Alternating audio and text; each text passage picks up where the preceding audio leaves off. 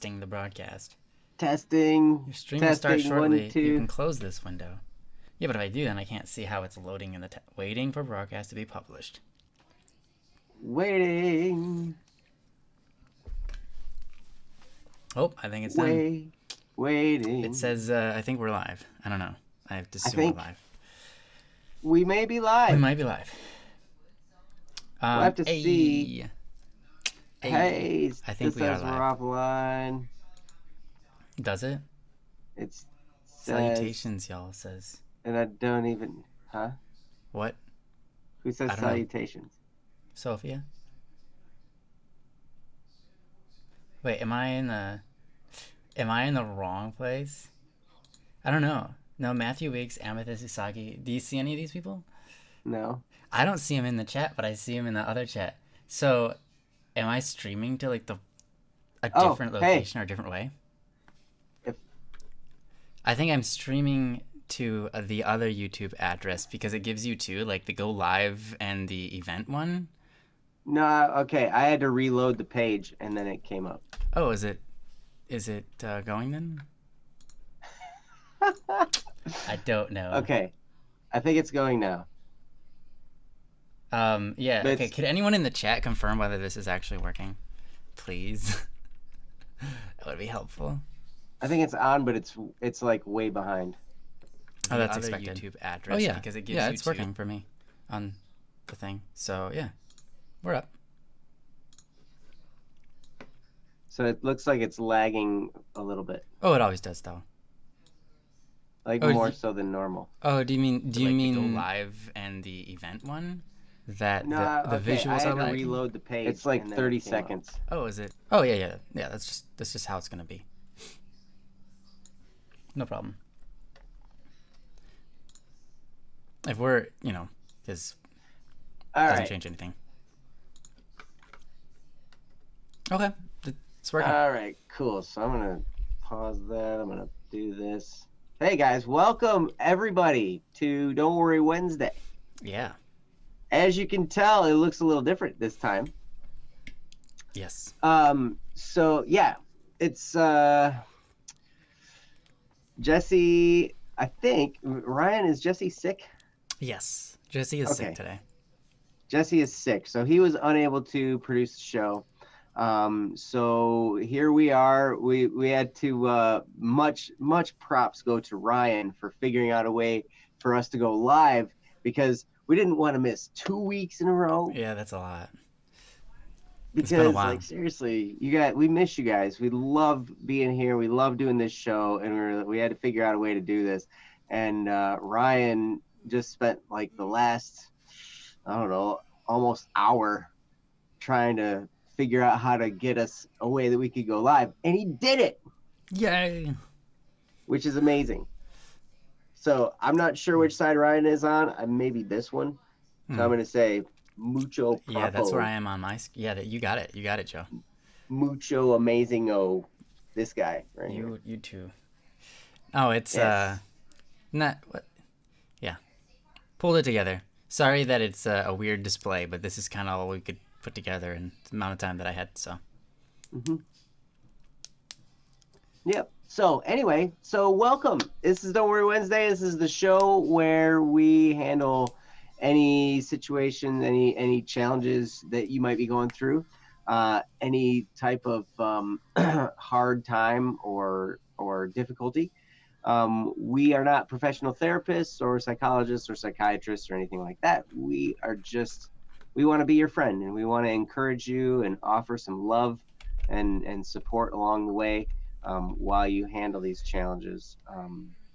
There's definitely a place for professional help. I've been there before and needed to seek professional help, and it certainly did what it needed to do. But one thing that was also important while I went through that was to have a group of people that were just encouraging me and that loved me no matter what. And we want to offer that to you guys if we can. And so yeah. So feel free to post some if you're going through anything, post it in the chat, and we'd be happy to talk about it and maybe shed some light on it. So yeah. Normally our producer is Jesse, but as we were saying before, he is sick today, so Yeah. so he's not here. Princess Yellow is our chat room hostess, and she will be handling everything in the chat there, and she's amazing. And I am Joe, your host. When did that And happen? with me is the star of the show, Ryan, All right. also known as Static P, but tonight he is known as Ryan Seawald That's right. because that's his name. That is. What? No. What? I didn't know that. And you see, my name is Joe Anderson. Yes. This. So yeah. So welcome everyone. And so yeah, any challenges you're dealing with, feel free to just post them in the chat. And we probably have some from before. It's just been a while. Anybody who came last week, I am so sorry we weren't there. Yeah. It was the day before Thanksgiving, and for those of you who are American, you know that's a pretty big holiday. It's actually my favorite holiday because it's it's like it hasn't been overly commercialized like Christmas has. True. You know, and it's just a time when you get together with people that you love and have a big meal and, you know, hang out and talk and relax and chill. You don't have to go shopping a bunch for presents. You don't have to do a whole bunch of stuff, and it's not all the stress of some other holidays. It's just putting together a meal and getting together with family and friends and enjoying their company. And yeah. Do you know what this is kind of something interesting I learned recently. Do you know what Thanksgiving is about? Do you know when it got started? All I know is that it was the Pilgrims and the Indians is what I was always taught. Now, that could be wrong. Yeah, so apparently that's absolutely incorrect. Okay. That doesn't surprise me. President Lincoln created Thanksgiving. And he created it as a way for blacks and whites to get together and join and eat a meal together. Oh. And this happened, apparently, during the Civil War. Just before, like, a little bit before he was assassinated for basically doing this. And now we continue it today, and for some reason we say it's about the Indians and the Pilgrims, when it was actually about, like, so people say, like, this is like the racist holiday, when actually it's the opposite. This is a holiday about getting together with our fellow different races and joining for a meal together. I thought that was insane. That's not at all what I was taught in school. You know, I thought Thanksgiving, the first time it happened was when the Pilgrims came, but no. Not at all. Yeah, it was actually created by President Lincoln. It's crazy. Wow. Yep, it's awesome. I had no idea. Yeah, that's even cooler. Hey, I'm even thankful. cooler. Yeah, me too. I'm thankful for that holiday that we have. Yeah. See, I was never really for it, but after learning that, that's actually kind of cool. Cool.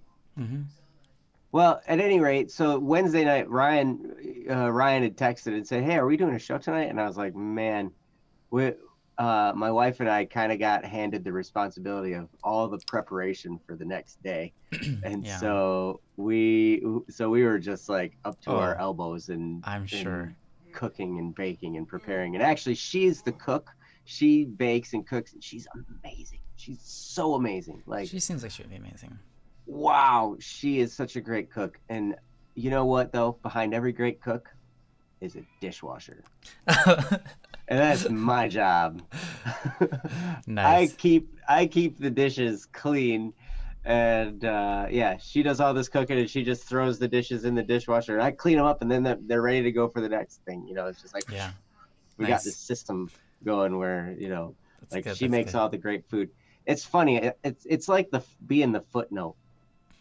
You know, okay. Because I mean, if anybody watches Food Network and they have all these cooking shows on Food Network and everything, you know, where where the like these bakers that make all this incredibly amazing stuff, but you know what? There's always a stack of clean dishes over on a shelf somewhere for them to grab and put the stuff on there. Mm-hmm. Somebody cleaned those dishes. They're probably not even in the credits. Yeah. Right. Wow.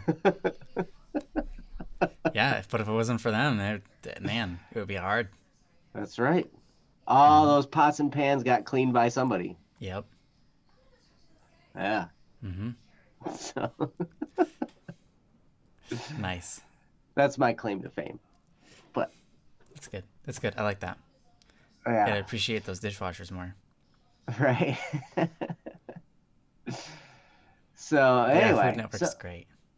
Ryan, are you Black Static and Swerve, or is that Jesse? Yeah, that was me. Chiming in. Oh, okay. That was me. Gotcha. I'm Black Side Swerve because I was logged into that account in order to set up everything. So, yep. Nice. All right. Cool. Well, yeah. So, do we have? Is there anybody here that has a topic in the queue? Let's see here. Swilk. There was. Looks like. As long as Swilk is with us still.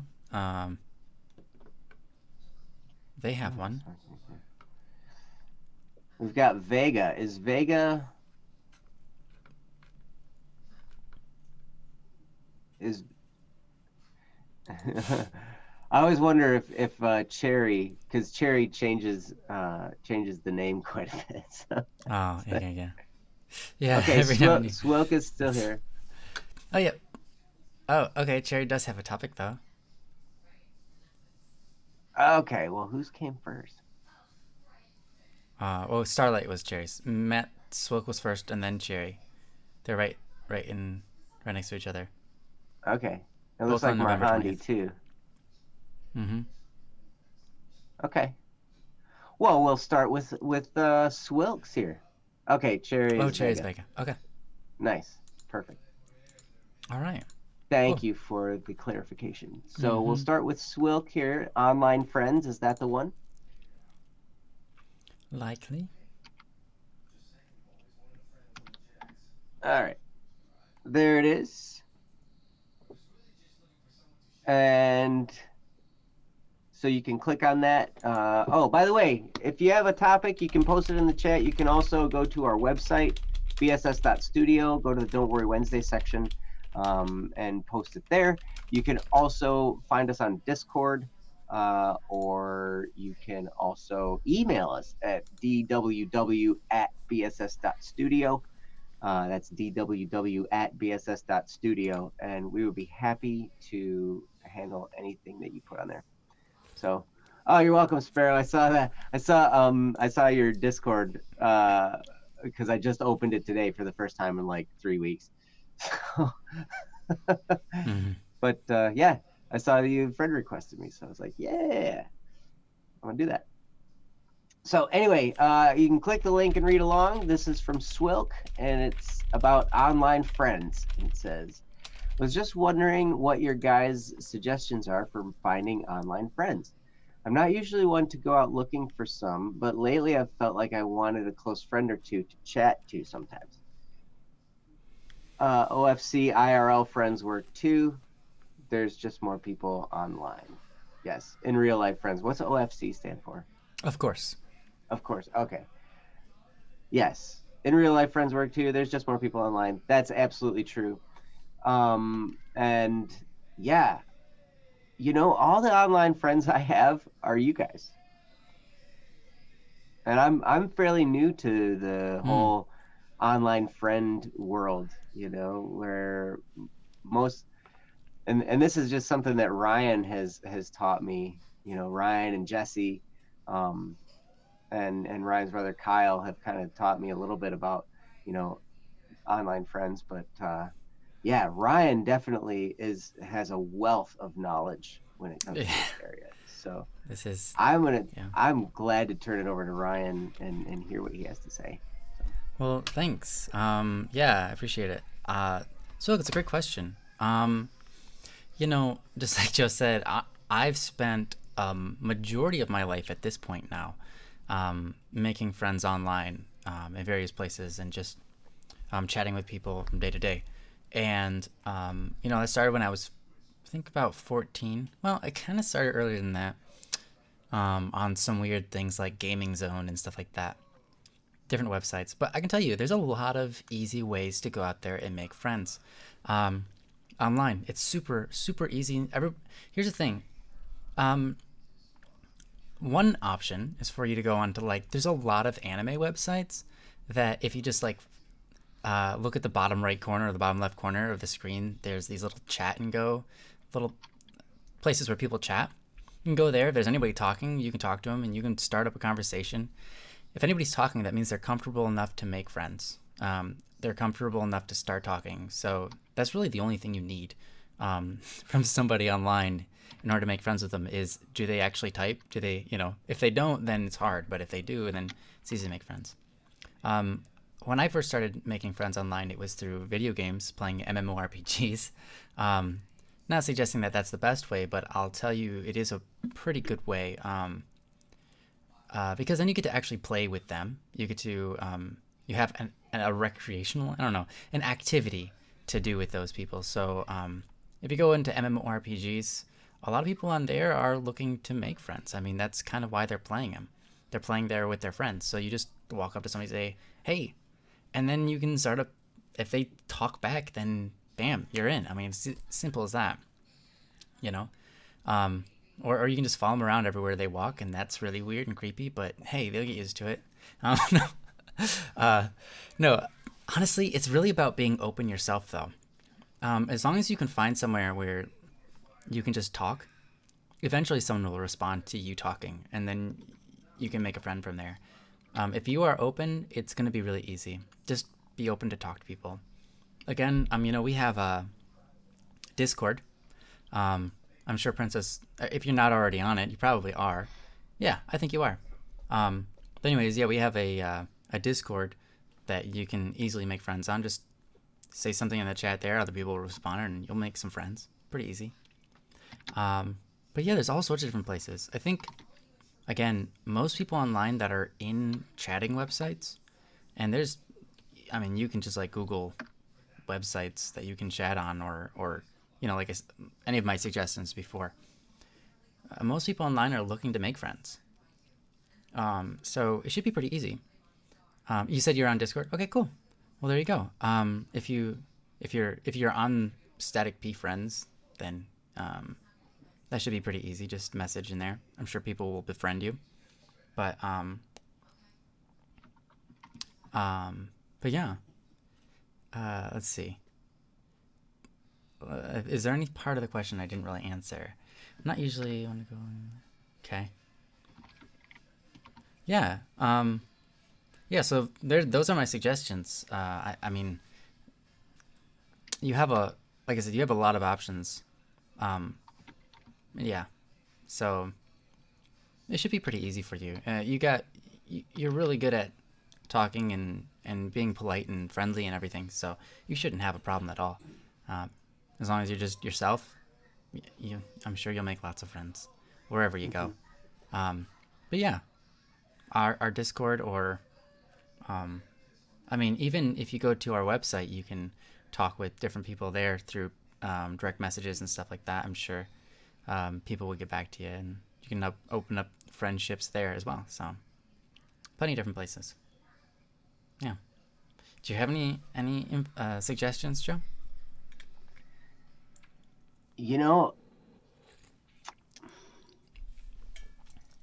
Anything that I would know came from you. Yeah. and you spelled out more than you've divulged to me. Yeah.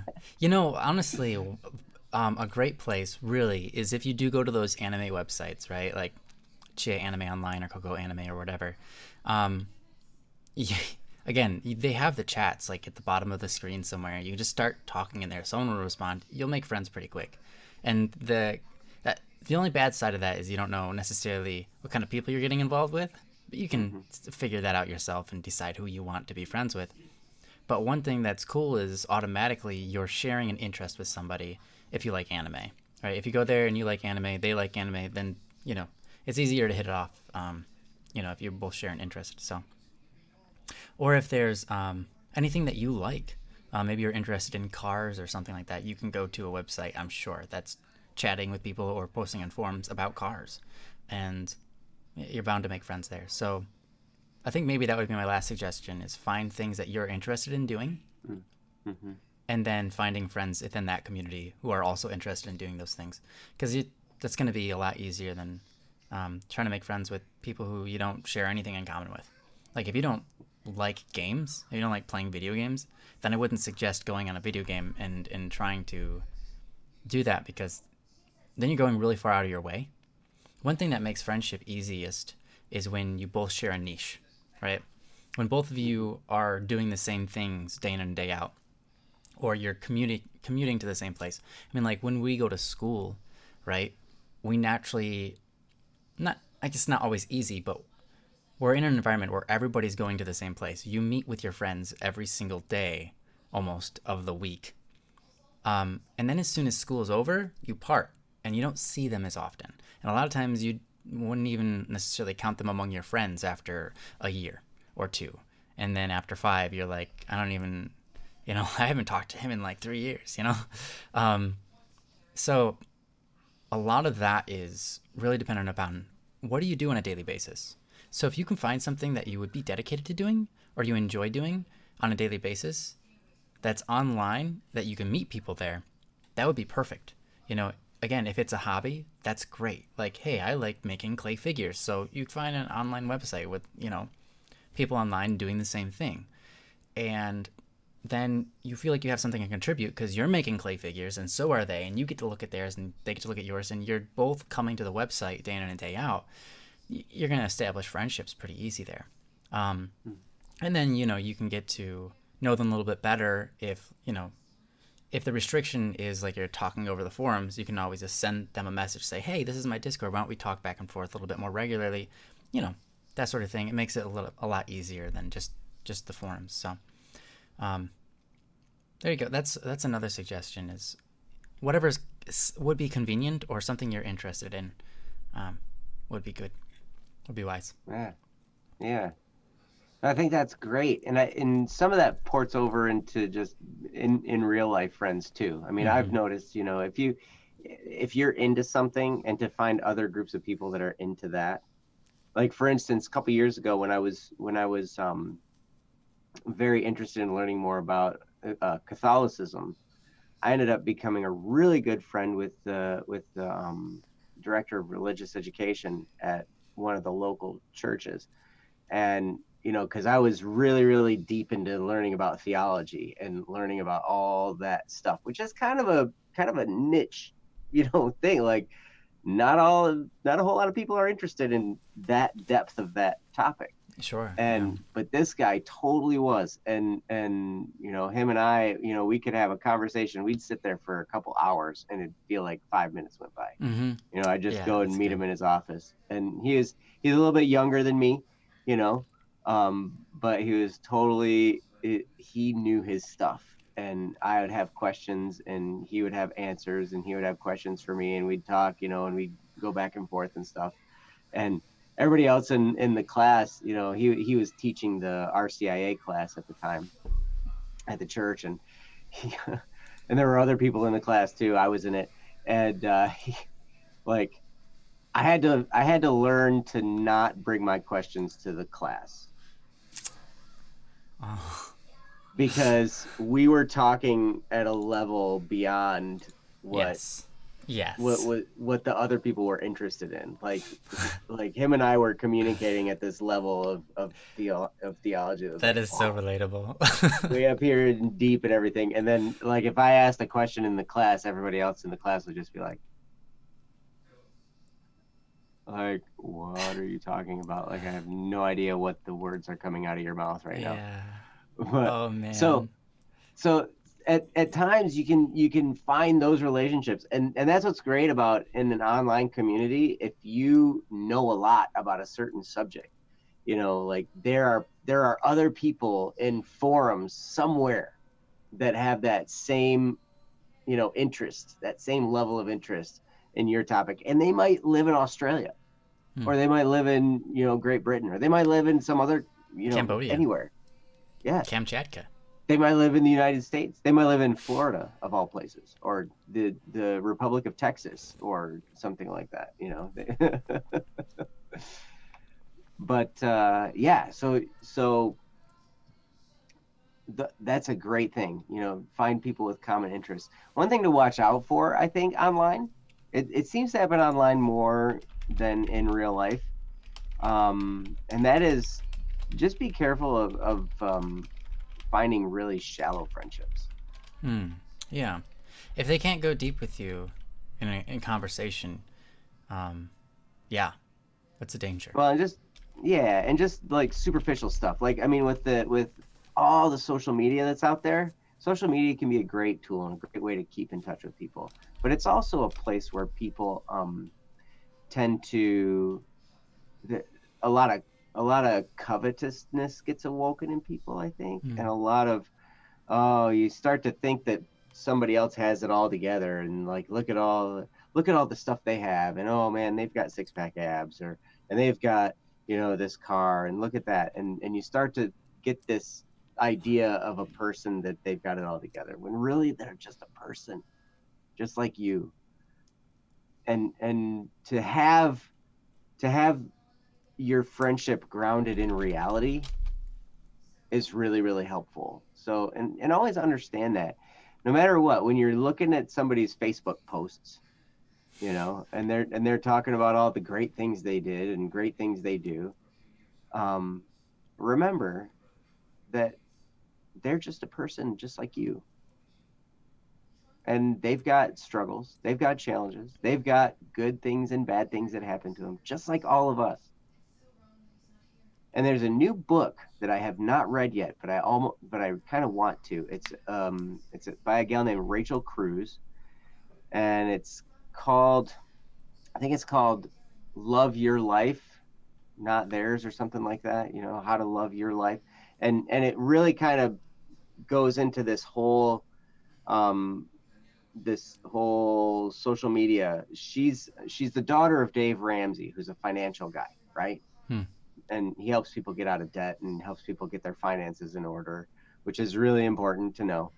And it's his daughter, and she's kind of, treats it along that same line, because a lot of times we spend money on things to try to impress other people, or to try and fit in with other people, or try to keep up with what we perceive other people are, the level that they're at.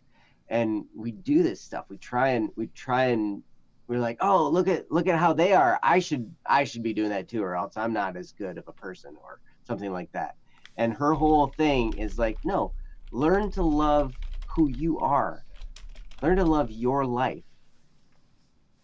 And don't get so consumed with, all the stuff going on somebody's Facebook page, or on somebody's Twitter page, or, whatever, where they're just, talking about all the good stuff that's going on in their life. They're a person. They've got struggles too.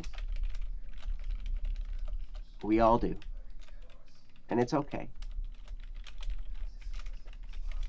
So anyway, just I would say that probably happens online more than in real life, but I know it happens both places, where we try and keep up with the Joneses, or we think that we need to fit in with people, and we need to be something that we're not in order to be friends with somebody.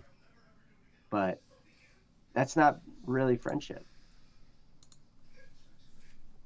Online or in real life, if you have to be somebody that you're not in order to be somebody's friend, then they're not really your friend. They're friends with whoever you're putting forward. They're friends with the character that you've created. But they're not really friends with you, and the friendship will never reach that depth, because you can't be real with them, or else it'll mess with their world. Like, oh, I didn't know you were that type of person, But anyway, I guess I just wanted to throw that out there. Yeah, all good. Well, hopefully that helped.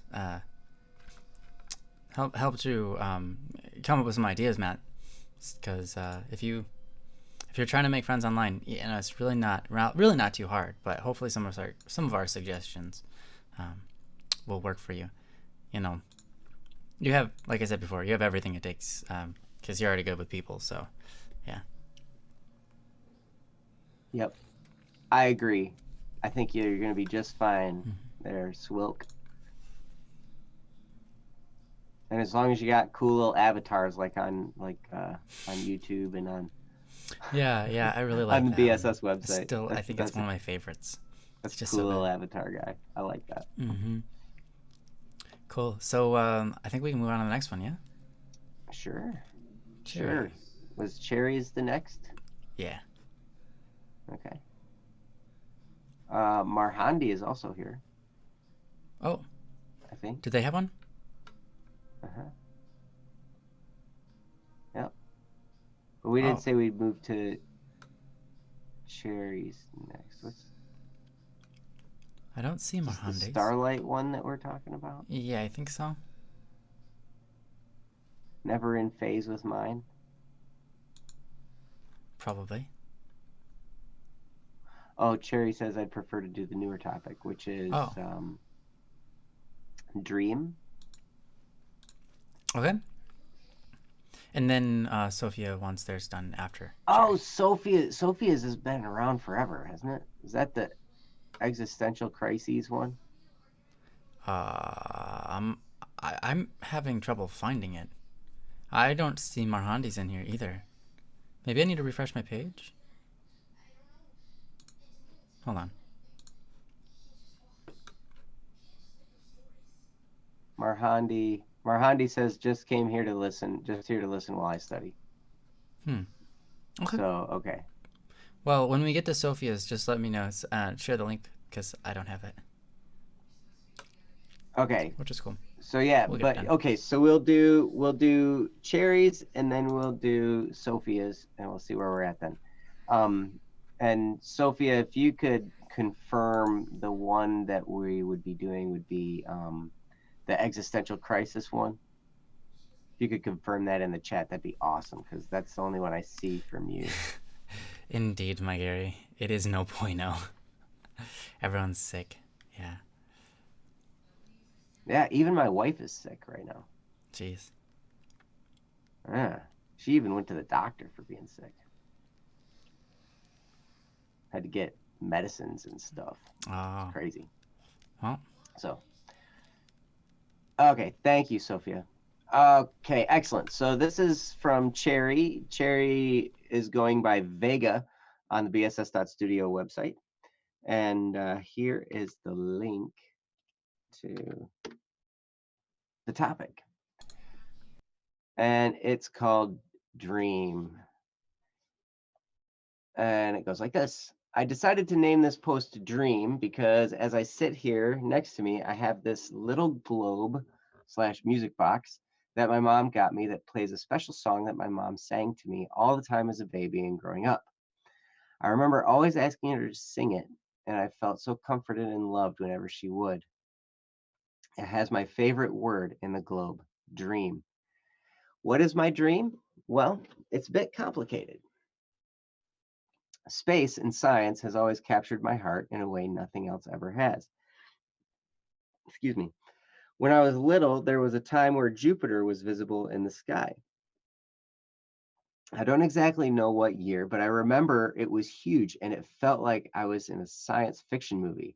And science fiction has always been my favorite genre. It was breathtaking. And I also remember crying when learning how the moon became our moon because it was so beautiful just to learn and see how the universe unravels and how massive and full of possibilities it is. Since then, Jupiter has been my favorite planet, and I've loved viewing astronomical events and rocket launches. When I go to college, I'm going to get a PhD in physics and astronomy because physics is my favorite type of science and my favorite class I ever had, anyways. I also plan on possibly getting a smaller degree in aeronautical engineering or maybe chemistry or programming. I wonder if I can do all of those. Anyways, I plan on getting a job at SpaceX since it was established in 2002, the year in which I was born. If not SpaceX, then I'll shoot for NASA, but my goal is SpaceX. I've already looked at jobs that interested me and all the requirements for them.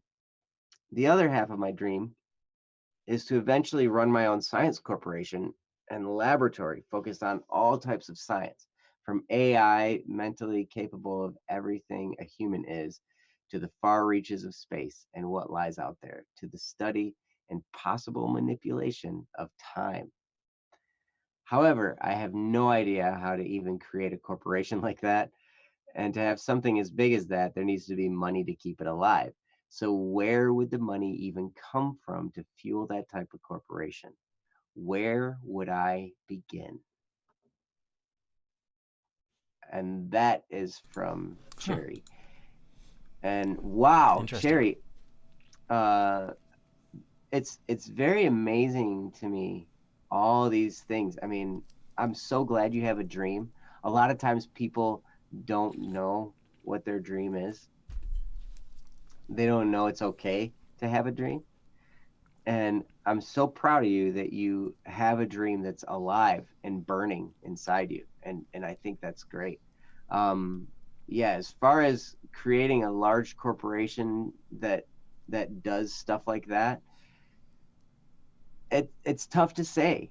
Um, there are some examples of where money has come from for people, and actually, there's a story I'll tell a little bit about that, but I want Ryan to go first, and uh, and I'd like to hear what he has to say because Ryan has always impressed me with how he has chased his dream of being a musician, and how he's found roads that I never even thought of. Because that's one of my dreams too, is music and all that. But to watch him as he set up YouTube channels and networked with other people and worked and collaborated with other people in different areas and created stuff. It blew my mind as I watched him grow and mature as a musician while also creating connections with others, and now how it's grown into Static P, the Criminal Idol series, and music that tells a story. All of that, it's just been amazing to watch Ryan go through that. So I really want to hear what he has to say. Way to put the pressure on me, man. Thanks. That's no pressure. No pressure. Yeah. It's just that you're awesome. Oh well, I don't know. At least I'm not any less than awesome. So, You're not any less than perfect. yeah, that's how it really goes. No, I might not be perfect, but at least I'm not any less than perfect. You may be more than awesome. Oh, jeez. Wow. That only says even more about you. So, yeah, this is an interesting question. I think there's a lot to be said here. One thing is on the note that Joe kind of started off with. It's great that you have a dream. You want to accomplish things, and you have a good, positive, hopeful mind for those things. I think that's one of the most important things to get started on anything, is to have hope, right? To see what's out there, to see the possibilities in front of you. I think, again, one of the most important things is hope, because otherwise you don't know what opportunities exist out there. If you aren't looking at the opportunities, you won't take anything. So keeping an open mind to how things might develop in favor of what you're trying to do is really crucial. To close your mind and say, oh, has to happen this way, and then this way, and then this way. Unfortunately, it just won't. It just generally doesn't work out, because opportunities are presenting themselves to you all the time, in going forward in any sort of career or whatever. But you have to make the best of those opportunities, and you have to figure out which ones you want to turn down and which ones you want to accept, right? So, yeah, if you're trying to figure out, you know, how do you get the money to fuel a corporation like that? I think you've got a lot going for you already, and that is you want to do things. You want to. You're interested in a lot of things. You've been on here before, and you've said that you wanted to do some programming, you want to do some music, you want to make games, and all of this kind of stuff. And I think that's great. I can tell you I share that same spirit there with you, in that, there are many times where I wanted to do many things, and that's a good thing. In fact, I would say even try exploring those options a little bit, because everything you do and everything you learn helps you in other fields. It might seem silly to say that, but if you try your hand at programming, right, later on in life, that will come in use. Whether it be a relationship that you form with somebody because you knew programming and so did they, and then you can understand some of the basics, or because you're working designing a program for a rocket to take off or to collect data and send it back, or all sorts of different stuff, right? So yeah, I think that interested in a lot of things helps you become good at everything, not necessarily everything, but helps you to move forward in things. Because then it allows you to see the opportunities more and relate to more people. So being interested in a lot of things like you are, I think that's a really good aspect as well. So keep that. All right. But yeah, when it comes to my story, that it's kind of interesting, because I've never really been necessarily focused on a specific thing, rather allowed myself to be expandable and be expendable. Rather, instead of focusing on the details and getting this done and this done and this done and this done, more so my idea is, all right, this is the path I want to take. I don't know what that path entails. I don't know where that path is going to turn, but allow myself to be open to opportunities that continue down that path. So, for example, I knew I wanted to do music, right? And I knew I wanted that music to make a difference in people's lives. I didn't know where to go at all from that position, because no one does that, right? There are a few artists out there, but the way they made it was like they got lucky, right? And so what are my chances of getting lucky? Well, I can't count on that at all. So here I am with this dream, and this dream was given to me actually by Joe over here, saying, like, because we talked, and it was him who originally gave me the idea of, hey, we could write music and put good messages into people's brains, and that would be like really great. And I was like, that's amazing, let's do that. So then there I was, and I was like, okay, now what do I do? Where do I start? My brother said, hey, why don't you write a song that's like this for this dude? Why don't you write a song that's based on the manifesto, or the kind of the belief system of this individual? And so then I was like, okay, let's do it. So I did it. And then he's like, all right, now send it to him on Facebook. And I was like, what? No. And then I was like, okay, fine, because you told me to, I'll do it. And I did, right? And then that struck up, and months later, that struck up a deal where Joe and I actually ended up talking with him. Some kind of like a multi-millionaire guy named Chris Brady. And we ended up doing an album for him. And then, we did our first album. Well, my first album. Joe had already made an album before, but it was my very first album. And if I hadn't been open to my brother's suggestion, none of that would have ever happened, right? I had no way of knowing that I would arrive where I did. I had no way of knowing how to get there. All I could do was take the opportunity that was being laid in front of me, right? But on top of that, I do have to say this one thing. And this comes from a guy who created Amazon. And Joe might tell a story, I don't know, but Amazon, the guy who created Amazon, his dream is to send people to outer space. That's why he created Amazon. That's why he created ebooks and weird, different forms of internet that I don't understand, at least. Like, did you know there was another form of internet before what we're using now? It's weird. I don't even know what it's called. It's all like Ghost something. I don't know. Yeah, you can look into it. It's weird. What? WhisperNet? Is it WhisperNet? The one where the free cellular downloads for the Kindle. Yeah. Yeah, Uh-huh. yeah. He Yeah. struck a deal. Yeah, that Mm-hmm. was WhisperNet, I think. WhisperNet. Yeah, I mean this guy's a genius. But he just was like, "Hey, my goal is to get to outer space, send people to outer space." And it's like, "Cool. What are you going to do to do that?" "I'm going to sell books online." Wait, sorry? "Yeah, I'm going to sell books online." "What does that have anything to do with outer space?" "Oh, you'll see." And then and then he moves from selling books online to selling all sorts of different stuff online. I mean, everybody uses Amazon now for stuff to buy things all the time. Toilet paper, cereal. I mean, all sorts of different stuff. And it's like, so what's your dream again? "Oh yeah, I'm gonna make people go to outer space." And now he's got the corporation to do it. Now he's got the money and the income, and he's actually doing that. Yeah, he's But doing it. It's a company called Blue Origin. right, there you go. And he's working alongside the other guy that wants to send people to outer space, who started working cars.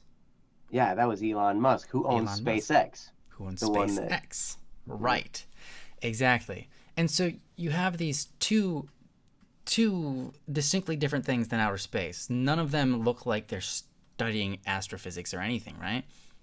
And yet they have created these networks and these organizations which are leading them to space, literally. Okay, but back to what I was going to say is this. The guy who created Amazon, I can't remember his name, and I'm sorry. And I've said this before on the stream. Jeff Bezos. Jeff Bezos. All right. He said basically to something to the extent of this. When he was asked by other people, like, how do you know what's the best option to take? You know, you have all of these different things going for you. How do you know what to set your focus on? And he says, I don't know. There's no way to know because I cannot know the future, right? All I do is I pick one and I make it work. Period. I pick one and I make it work. And that's a lot like what I've been saying many times, is that one of the biggest difference between people who are successful and people who are not is successful people finish what they start. Successful people in the music industry are those people that write a song and then they actually finish it. They start recording a song that someone sent to them and then they actually finish recording. And they send it off, right? And they send it out in the world, right? That's the big difference, right? And so how do I and then there's other things to make money on. For example, you can get people who are interested in what you're doing and they can invest in your company, right? People who have money and want to invest in your space exploration and things like that. Yeah, I mean that's definitely one way to go about getting money for things. And many corporations have done that for years. There's all sorts of different ways to make money, to do things. But when it applies to your dream, understand that you have to do two things. I think my takeaway from this is do two things. One, pick something and finish it. And two, don't be prideful whereas you cannot accept opportunity when it comes. Keep an open mind and look for what's out there that keeps you on your path, that moves you on that path that you want. Because you have a long distance thing. You have a dream that's far out there, right? Far out there, like space. You know, and so do I. Mine isn't a specific thing to happen. You know, some dreams are like, my dream is to go to Japan. And so then they go to Japan, they've completed their dream. My dream is not that way, and your dream is not that way. Our dreams are, I have a dream that will continue even after I achieve it. Because achieving it is showing proof of the dream, but it also shows that I can continue doing it. And that is, like, for me, making a difference in the world by putting out songs that change the culture, you know, change people's minds and helps them think differently about things and maybe a little bit away from worldly what's commonly put out there in the world, like, you know, with all the sex and drugs and all that kind of stuff, right? So when I put a song out, that's a small piece of my dream, right? Because I'm actually doing that with every song I release. But I don't know what's going to work. I don't know what's going to be best, right? And so I take different opportunities, like the opportunity I took with Amory, to make It's Not Like I Like You. I did not know if that was going to work or if it was going to fail. Same thing with any of my projects. All I can do is start them and finish them. But keeping an open mind to the opportunities that are coming to me has been crucial. Because if I didn't do that, I wouldn't have created It's Not Like I Like You. I wouldn't have created the Criminal Idol series. I wouldn't have created a lot of the stuff that I've made, because I would have been closed to the different possibilities. I never know where anything's going to lead. Nobody does. But we can start something and we can finish it. So, and see where that leads us. So those are two of the best success principles I can give when it comes to actually doing something along the line of your dreams. Is what can you do to start working towards it, and just start doing that. And it's the small things. You can only make small steps. There's really no such thing as a big step. You just start making every small step until you finished whatever you started, and then you see how that goes, and then you do it again.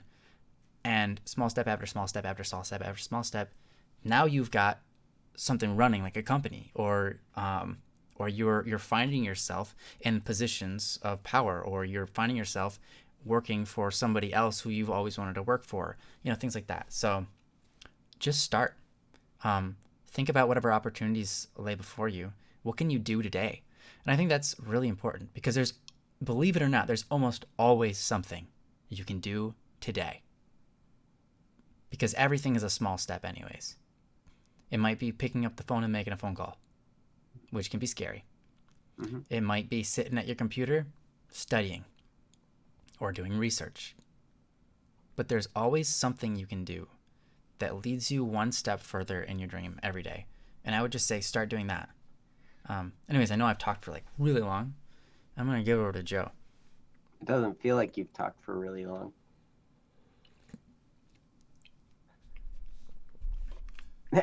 Okay. No, you took my story, actually. I knew it. I was like, man, I hope it's not going to be about Amazon. You totally took my Jeff Bezos story, because that's kind of the one where it's like, yeah, they interviewed his ex-girlfriend, and so you know the story better than I do, so please do tell it. He had this massive success with Amazon, and it's funny. He sold his first book. I found this out recently. He sold his first book in 1995 online. Like, the internet was barely anything. Just not even a thing, barely. Yeah. And so he started this company and sold his first book online in 1995. And from there, just kind of went and went and went. And there's a picture of him you can find, if you just Google, early days of Amazon, you can see there's a picture of him sitting at a desk, just like this normal looking table desk with this computer, and spray painted on the wall next to him is Amazon.com, in spray paint. That's insane. I know, it's crazy to me. And I can remember being in a basement, I lived in a townhouse at the time, and in the basement I had on a whiteboard, I had written up on the wall, Swerve Music Company. Yep. I remember that. And that was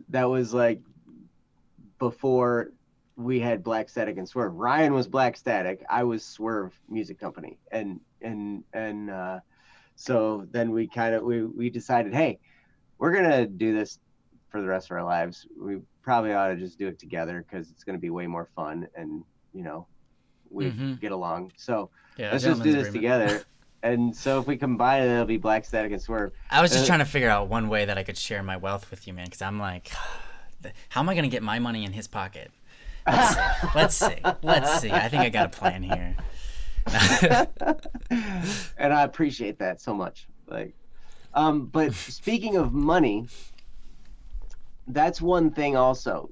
So first of all, the takeaway there is, your dream, the path to your dream might not necessarily be the path you envision to your dream. Right. Your path might be different. With Jeff Bezos, after he had gotten pretty massively successful with Amazon, they interviewed his ex-girlfriend, and they're like, and she's like, you guys don't even know what he's doing. So amazing. Like, they're like, no, he's created this massively successful Amazon.com company. She's like, yeah, but that's not what he's doing. She's like, what? They're like, what? And she said, yeah, no. He's trying to get to space because he wants to populate Mars. And they're like, girl, you're out of your mind. No, he's out of his mind. Right. Yeah. Like, he wants to do that, and this is the avenue. He was like, this is something that can make a lot of money because I need to raise money in order to create the company I want to do that's going to go to space and populate Mars. Right now, the United States, like the public space program, the one that's owned by governments, is probably not going to do that. Like, this is going to have to be a private sector thing. He's like, right. This is going to have to be private space exploration that does this. And so he's doing it. Elon Musk, that founded SpaceX, he's doing it too. I mean, these are private space exploration companies, which is amazing to me, because I always figured, just growing up the way I did, that NASA was the only game. Every country kind of had their own space program, and that was the only way you could ever do it. It had to be government. But now these privately owned companies are going to space and stuff like that. It's always been bizarre to me that the governments ever even were in on it. Personally speaking, I just like, shouldn't it be private business? Like, that's weird. That governments, like, why are they? I don't know. Mm-hmm. Cherry says, if it were to change the world and progress overall humanity, I would pursue music again. But I feel that science and discovery is the best way to progress humanity and change the world. So music wouldn't be my focus, even if it were picked up again. And that's great. Mm-hmm. We all have our different ways of approaching things. We all have, the thing about the human experience, our experience in this world, is it's so multifaceted. We have levels of emotion that are triggered by the arts and by music and everything. And that's one aspect of our lives. Another is, science, progress, actually concretely doing things that make our lives better. The technology that now, I mean, man, I remember when I learned about Spotify and I finally got a membership to it, and I was like, wait a second. I used to go to the store and buy cassette tapes when I was a kid. Or I used to go to the store and buy CDs, or I'd sign up for Columbia House and I'd, get 15 CDs for a penny with the agreement that I would buy at least 3 over the next year. And if I didn't choose one, they would send me the CD of the month and all this. It was this weird program, right? That's weird, yeah. Yeah, it's crazy. Like, you're on the hook, right? But you got 15 of them for a penny. Dang. And it was like, you had to, you had this card and this whole big sheet of stamps with all these different albums on it. And you had to lick the stamp and stick it on the card, and you stick them, 15 of them on there, and then send your little card in, and then you got this box of CDs in the mail. That's awesome. Yeah, that's so crazy. Old school. I know, right? That was the way I did it. Now I have every possible album ever created right here on my phone through Spotify. And I can listen to anything I want, whenever I want.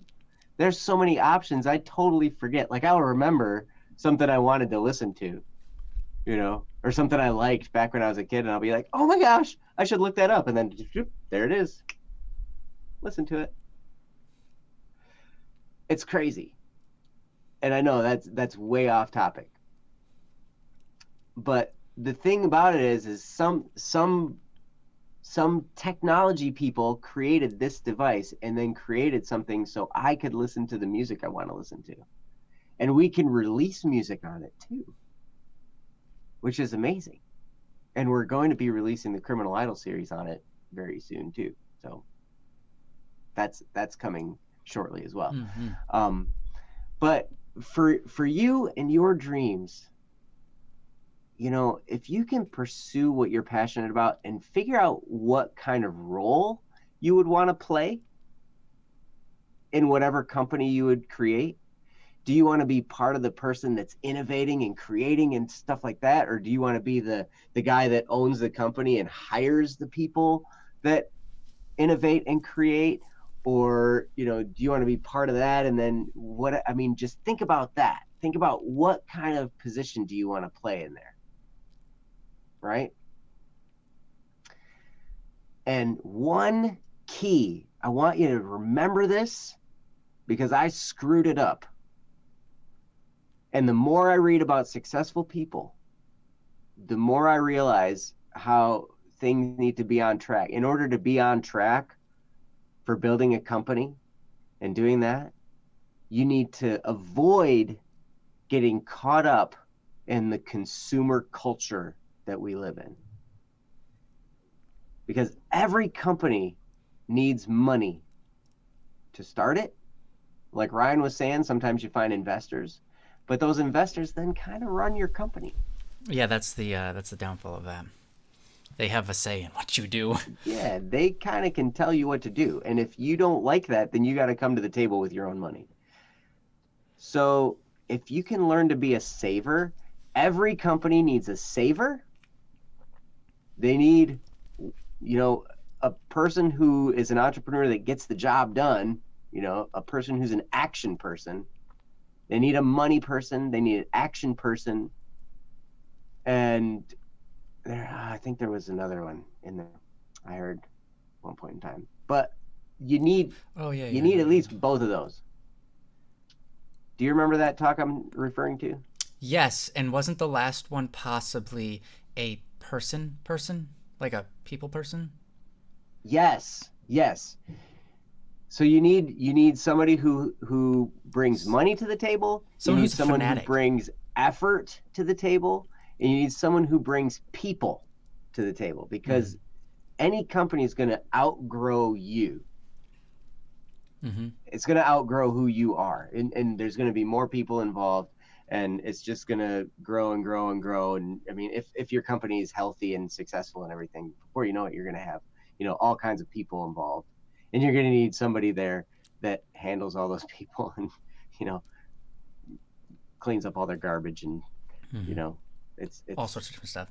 Yeah, because people are messy, man. All of our lives are messy, and we all deal with stuff all the time. And it's like tonight, putting this stream on. I mean, Jesse, our producer, he's sick, so we had to throw everything together, and now you guys see a different look. Yep. Hey, it's Don't Worry Wednesday. You know, I'd call it 2.0, but it's not, because it's kind of a it's a negative 0.1, but it still runs. Right, exactly. That was the thing. We were like, we need to have something that works, and Ryan did it. He got it to work, which was awesome.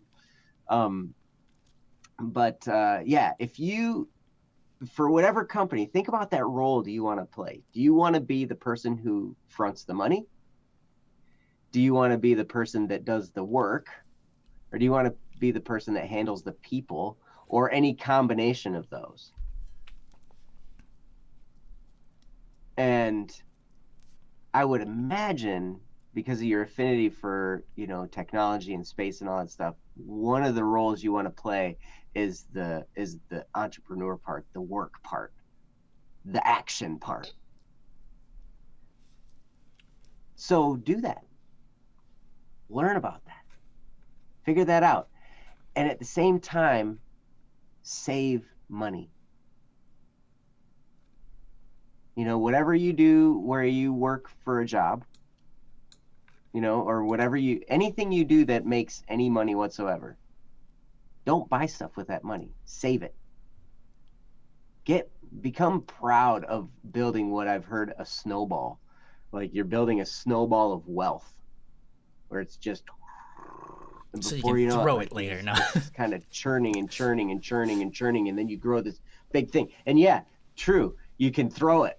You can throw it at something. Like you can take off a little bitty chunk, and that's the startup money for one of your companies, right? But you've got this big, huge wealth snowball, right? Saving money is not greed. I saw there was a thing in there's in the chat, people were having a conversation about greed, and you're absolutely right that just because you want to have money, that doesn't make you greedy. It's about what's at the core of the question. What are you saving that money for?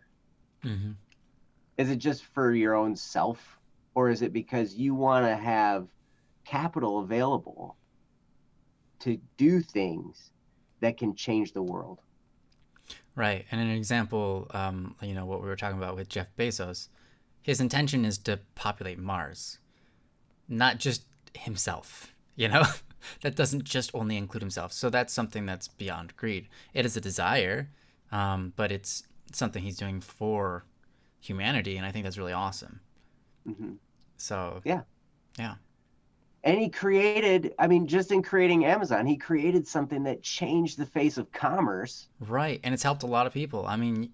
It's so much nicer to be able to buy stuff online than having to go to the store and pay a higher price for it, possibly, and all sorts of different things. You bet. It absolutely is. It's funny, there was a recent article in our local paper about the changing face of retail in our area, and how so many stores are closing and going away, and just there's all these empty retail outlets all over the place. And it's because of that, because of the convenience of getting stuff online and everything. It's just created a whole new way of doing things. And it is convenient. I hardly ever go to the store unless I have to. I go to a grocery store to get food. Yeah, grocery stores you still need a lot of times. If you want anything more, that goes to spoils. But yeah. One last thing I want to add on to this is something that Joseph Bohan, even he doesn't even know how to pronounce that, mentioned in passing. He doesn't. I asked him, and he's like, "You can pronounce it either way." I don't know. I don't know how to say it. This is Joe's words, man. Anyways, one of the things that he kind of mentioned is it's really important to be able to offload work onto other people you trust, and that is because if you try to do everything yourself, you're going to be moving really slow. And you also have to learn everything that you have to do from scratch.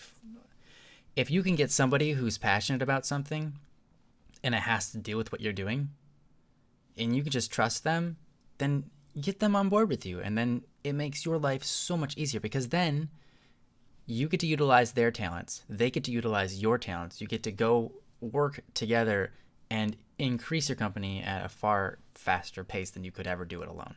Right. So I think the last thing I would have to add to this myself would be, think about that. Think about the people that are around you, or the people that you meet, and how they can influence and have and help you, and how you can help them with this dream.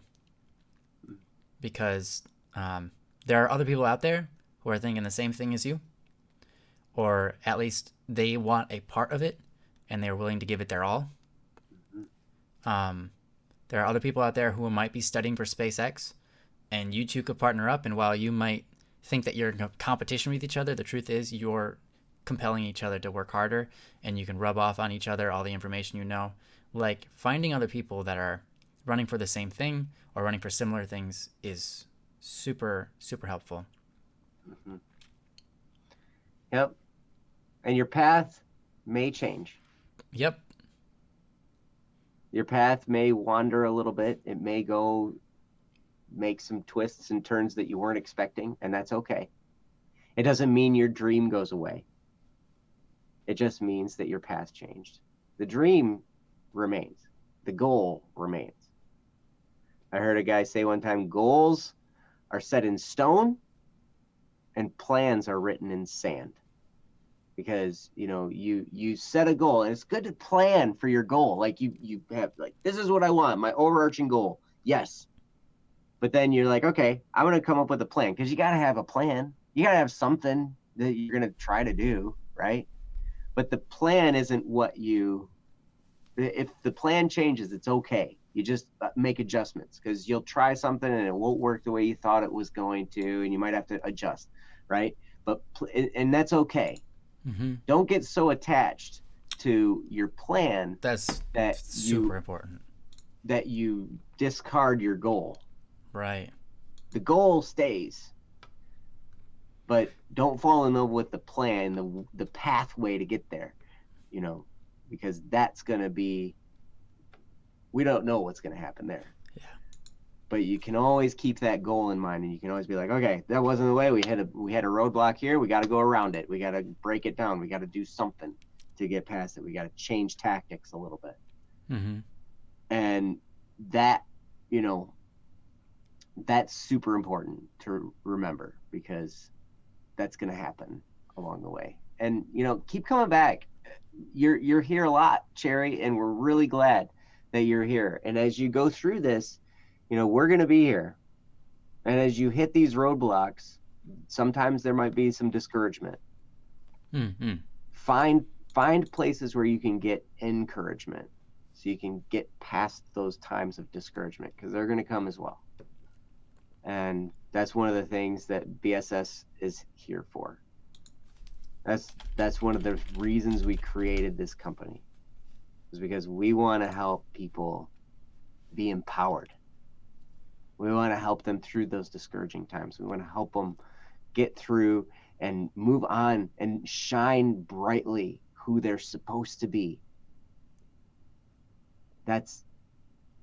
We just want people to have a better life, and we want to do whatever we can to do that. And one of the ways is to encourage. Yeah. And we want to do that for you and for anybody else as well. So anyway, hopefully that's helpful for you. We do need to move on. We've been on this topic for a little while. Yeah. And yeah, so just one quick example of this. While Don't Worry Wednesday might not be like super successful, it is successful in what it tries to do, and that is encourage people and help people and make people's days brighter and everything along those lines. Give people wisdom that lasts throughout their entire lives. Mm-hmm. This isn't something that I made up. This is not something that I thought 4 years ago, like, man, I need to start up something called Don't Worry Wednesday, or even thought about putting an online show where we live streamed. I never even wanted to do live streaming. That was never even a thing. Like, when I was introduced to live streaming, I was naturally just off put by it. I'm like, no, I don't want to do live streaming. But guess what? I said, okay, to Derek's request, to the Beta Cat, he's like, hey man, you want to do this thing with me? At first it wasn't online. It wasn't live stream. It was just, we'll post it online once we finish recording each other. I'm like, okay, yeah, that's cool. And then one time he's like, hey, why don't we try doing this online? I live stream all sorts of different stuff. So hey, why don't we try doing it live once? And I was like, okay. Yeah, let's do it. We could do it, man. Yeah, we could do it. Yeah. As long as you're there and you can kind of direct it. And he's like, yeah, I got this, man. I'm like, okay, you could do it, man. I'll do it with you, And then, and now here I am. He's left, right? And he put me in place of the, I'm in charge now, kind of. Really, I'm not. But not tonight. I'm the host. That's right. So this is but not remember something. My first night? Yeah, but you did awesome. I was so nervous, like, before we went on. Mm-hmm. That was the same way you were, or maybe probably worse, actually. You keep pretty chill. I'm pretty chill. That's true. Ryan's pretty chill about everything. I'll just go with the flow, whatever happens. If I look super awkward, I look super awkward. That's just a fact, and I'm not going to change it. Man, I was so scared. Yeah, but you did amazing, man. I was like, oh. It was like you had no problems, dude. But anyhow, yeah, here's something. This is successful in what it does, right? This show is successful at doing what it's supposed to do. And it's something that it is towards what our greater dream is, right? Changing the lives of people. Mm-hmm. And so I didn't plan any of this. I just took the opportunities as they came and did my best to make them work. And this is a great example of that. But anyways, yeah. Let's move on to the next topic. My Gary, thanks. Thanks for saying. My Gary says, I was watching a stream from over a year ago, and man, I gotta say, you look much better now. That's right, I improve with age. Yeah, look at his, he's like wine. He's like cheese. This. Thank you. But yeah, so Cherry, thanks for the topic, and hopefully that's helpful for you. Hopefully some of our ramblings were were good. Feel free to listen to it again. I know it was really long-winded, and we probably repeated things 400 times, but yeah. You're my Gary. There is that aspect too, the martial arts and the exercise. Yeah. Speaking of which, anybody who's a prayer, say prayers for my oldest son. This Saturday, he's testing for his black belt. And that's going to be a big test. Is he cruising for a bruising? Yeah. Yeah. I'm sure they'll be bruised. Yeah. And tired and exhausted. Black belt already? That's awesome. Yeah, it's been 5 years. Yeah. Wow. Time goes by quick, man. Mm-hmm. Wow. I haven't been doing it for 5 years, but my sons have. Right. So. Yeah. All right. So, what's the next topic here? Next topic, we were saying Sophia's. Yeah, Sophia is still with us, so yeah, let's do it. I heard, and it's the existential crises. I don't know. Wandering Soul. I think. Did you have something? Because I heard someone mentioning that you. Yep. Wandering Soul said. Oh yeah. Losing willpower. There we are. Okay. Cool. Well, if we have time, we'll do that one up next. Okay. Probably. I don't know. I guess we'll find out. They said it wasn't time sensitive. Oh, okay. That's good. Joe, to answer your question, I am testing a year from now, actually. Oh. Nice. So they do black belt tests every 6 months. So my oldest son is this cycle, and then in June my youngest son will test for his. And then the following December, I will test for mine. Oh, nice. So both my sons will be black belts before me, as long as they pass their tests. Right. But anyway, all right. So this is from Sophia.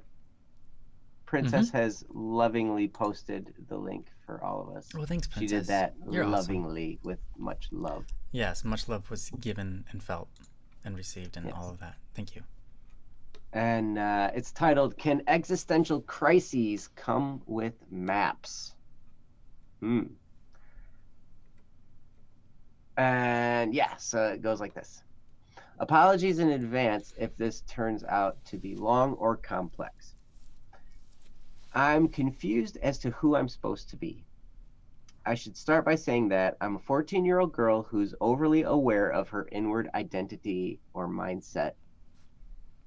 Identity and mindset, I guess I should say, is often run by emotions, needs some learning how to take criticism or when things are too condemning to be constructive, is prone to harsh and lengthy bouts of overthinking 24/7, and is trying to figure out how to simply enjoy life because she knows that life is too short to hesitate in it forever.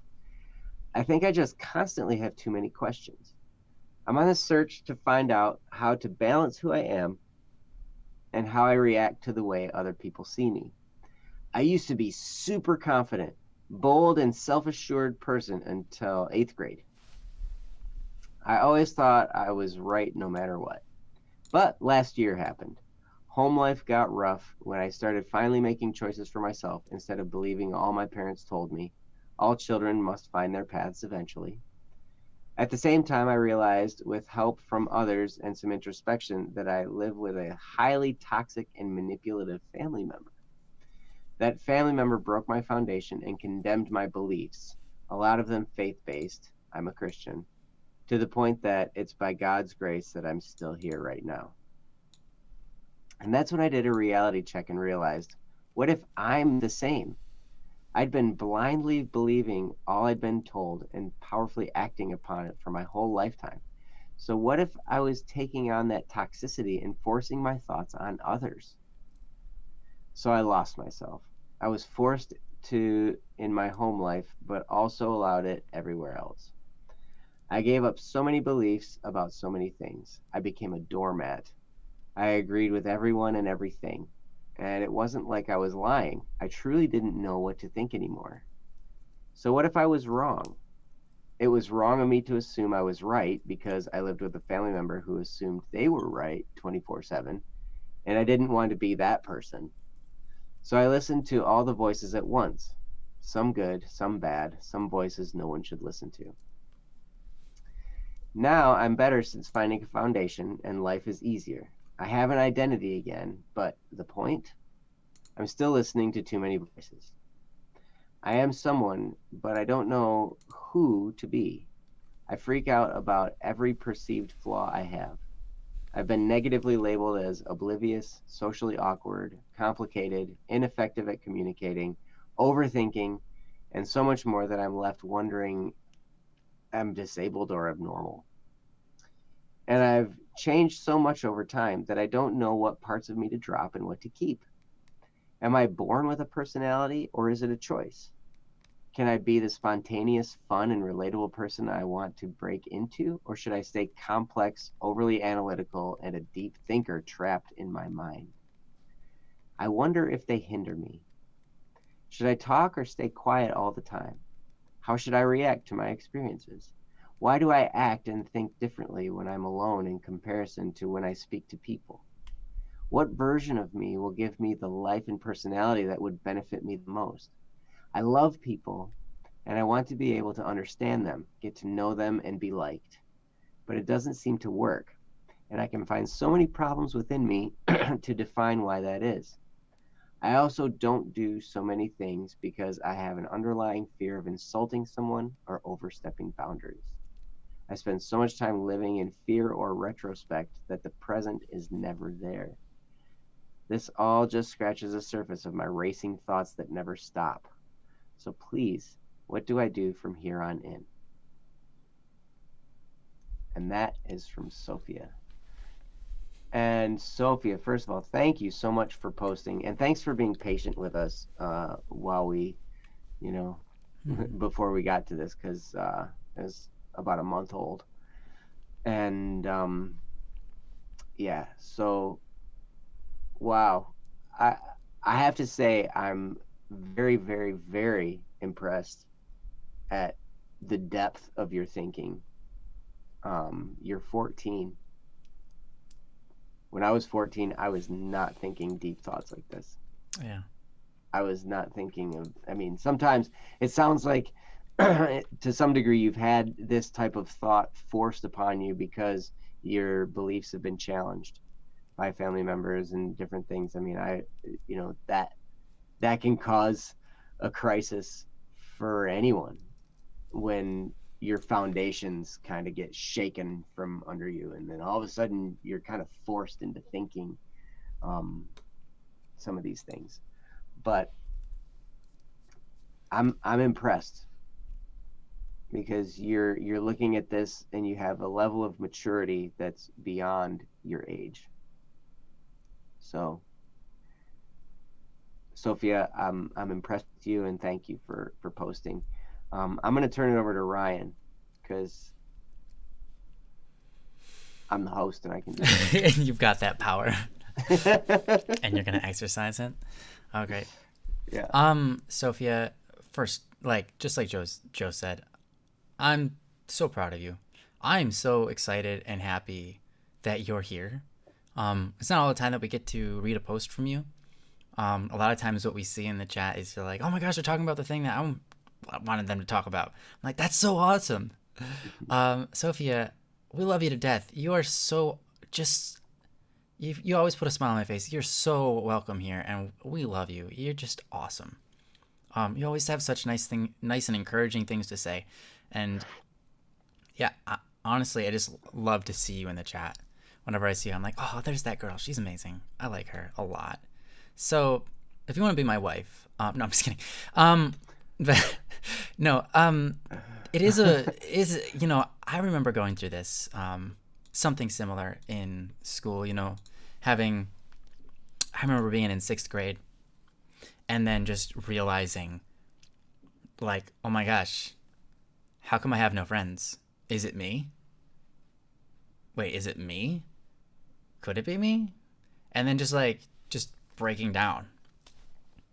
And I would go about my day just like not being me, thinking about me, and thinking about how other people would react or how I should react, what's the best option, and then just doing that, and just being completely out of it. And that was probably one of the healthiest things that I could go through. And that seems weird.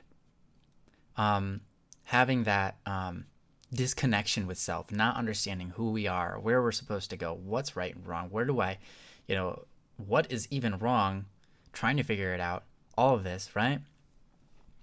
It was 0 to 100 real fast. Oh my gosh. No, so I remember going through things like that, and honestly, they are a huge blessing. In conjunction with that, being tested, or being, having your beliefs being, tried in the fire, if you will. I think that's also something that's incredibly important. It is crucial.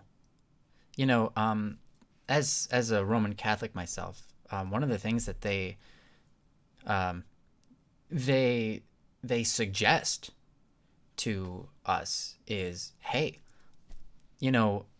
this is our belief. Feel free to go learn about the other religions and what's out there. Feel free to understand what's out there. Feel free to question everything that we say.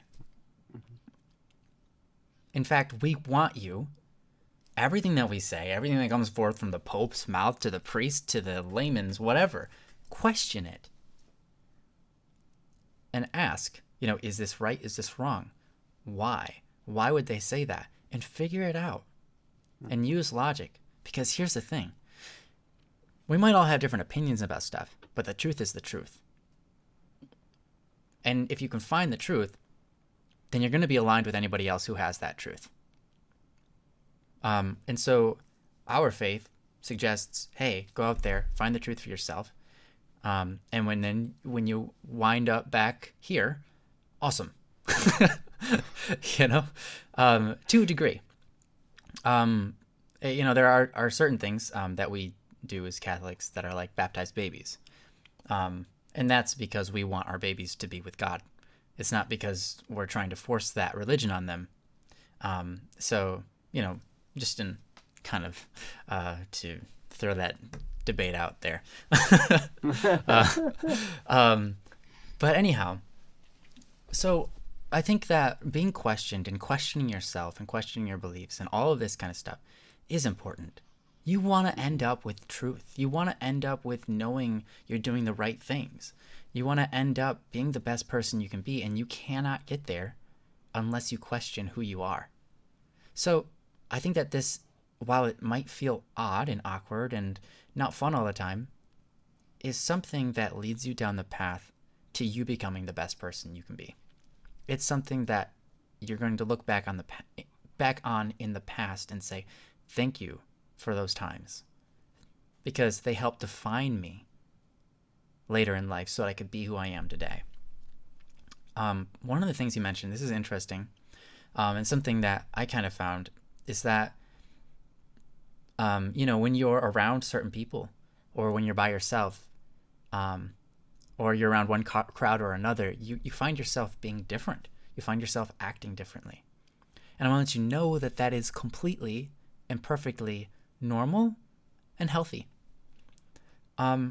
We, as human beings, have subconscious habits and different personalities. We don't necessarily always have just one personality. Every situation or every group of people kind of brings on a new sense of how we act. And in fact, as we continue through our lives, we see us develop one personality and kind of shift into another one, especially when you go through something really traumatic. Usually when someone goes through something really traumatic, they end up shifting personalities. And so there's multiple different reasons for that. That last one, which is really interesting, is when someone goes through something really traumatic, their minds are no longer able to find, what's the word? Satisfaction in their daily life. And that's because their personality is in confliction with finding that. So a good example is this. When a person is somebody who is sanguine, okay? Now, you probably don't know what that is, but they're a person who's really outgoing, and they really want to be around people. They want to be the center of attention. They want to have fun all the time. That's a sanguine, right? Now, there's different variations of that, but one of their main things is if they're not having fun during a day, they didn't have a good day at all. That day wasn't a good day. They didn't have any fun. There was nothing enjoyable about it, so therefore that day wasn't good. Now, that's not how I process that information. That's not how Joe sees it, but Joe's wife might see it that way. Now, in their life, if they're going through a time where it's impossible to enjoy anything, their personality in their brain will switch. And it doesn't happen like in a blink of an eye, like a snap, but it will slowly go like, I'm not having fun. Maybe fun isn't what I need. Okay, I'm not having fun, but fun isn't what I need, is it? Oh, I just need to be, okay, I'm right though. I know that I'm right. All right, so I don't need to have fun. All I need is to be right. And now they've made this flux from being outgoing into being introverted or reserved. And instead of being person-like related, they're task-oriented. And they've completely changed sides of the scales. Why? Because they're looking for good days. They're looking for happiness. And they're changing their own internal mind and structure to fit their current situation so that they can enjoy their life. And that's what happens sometimes in our traumatic situations. And that's maybe what happened to you. You found yourself being one type of person when you were younger. Then everything hit the fan. Everything got crazy. And you realized that there were a lot of untruths or some really weird toxicity in your family life and things. And now you feel like you're here, or like completely on the other side of the scale, not who you used to be. That doesn't mean you aren't you. You're still you. And you're still beautiful and wonderful. But you're a new you. You can see your old self and you can see your new self and you can say, what are the best parts of those personalities? Let's emulate those. Because how do you become who you're trying to be unless you pretend to be that person? How do you change who you are unless you just start changing who you are, right? So one of the things I think that would be super helpful to you in this situation is identify those things that you can look back on and remember and say, what were the good things and what were the bad things about that personality? How can I make sure I don't go down the road of doing the bad things? Like right now, you're super worried about what other people think. So you're really, really quiet. That might not be a good thing. You can examine that and say, okay, is that a good thing or is that a bad thing? And you might say, well, in certain circumstances, it's a good thing. In certain circumstances, it's a bad thing. Sure. But now look at those and say, okay, I want to be the best person possible that I can be. You can take a look at your personality and say, okay, in the past, I was really good at communicating with people. Let's start working on that again. Let's just try to rear up that old machine, get it cranking again, and get it running, and just talk to people and see how that goes and see where that takes me. And then let's think about what kind of things were not good about that personality. I was probably, or I might have been really needy. Okay, so I'm glad I'm not that way anymore. So I'm just I'm not gonna pick that up, right? Just think about those things. And then, think about your current self and just start practicing those things that you feel like you want to emulate in your life. And then that's who you will become. Because what's most important, I think, a lot of times isn't who you are right now. It's who you're becoming. Because I guess you define who you're becoming by who you are right now. Because every action you take is who you are at that moment. That's who you are being. Are you being kind?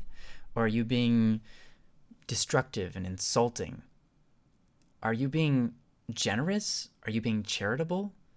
Or are you withholding yourself and not allowing other people to receive the gifts that you have in fear that they might criticize them?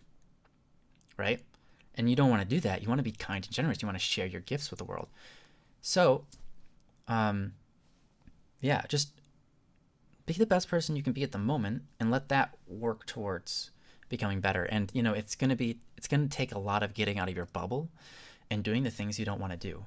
But that's how you find out who you are, because that's when you're being who you want to be.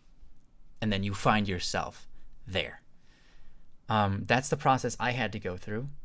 Just basically getting outside my bubble, trying the things that I thought were good and emulate those things in real life. And then I found myself where I was. And I was like, I'm happy. I'm enjoying this. I like who I am right now. I am proud of who I am right now. Not everything. I'm not perfect. I make mistakes and there are things I'm not proud of. But genuinely, I can say there are things I am proud of. And I want to continue being that person. I want to continue going down that road. So, and then, because a lot of times when we say, I don't feel like myself, it's actually because you're not doing everything you can to be the best self. A lot of times when we feel out of place, we're like, I don't feel myself. I don't feel like I am myself. And it's because you're withholding yourself that you don't feel like yourself. When you have an idea in your head that's like, hey, I should go talk to this person, and then you don't do it, you're like, hey, that person has really cool shoes. I'm not going to tell them. I don't want them to think I'm like making fun of them or something. You're withholding a gift that you have for somebody else, right? So I would say go out there and tell them that they have really nice shoes, right? Because then you're being true to yourself. You're being true to the good-natured self. And that's what you want to be true to. Obviously, not everything that comes into your mind do you have to do. Not everything that comes into your mind is good. You might have an idea to like punch someone in the back of the neck for whatever reason. That's not an emulation of good self, right? That's not an emulation of what is good in your heart. So that's an example of like, don't do whatever you think isn't who you are.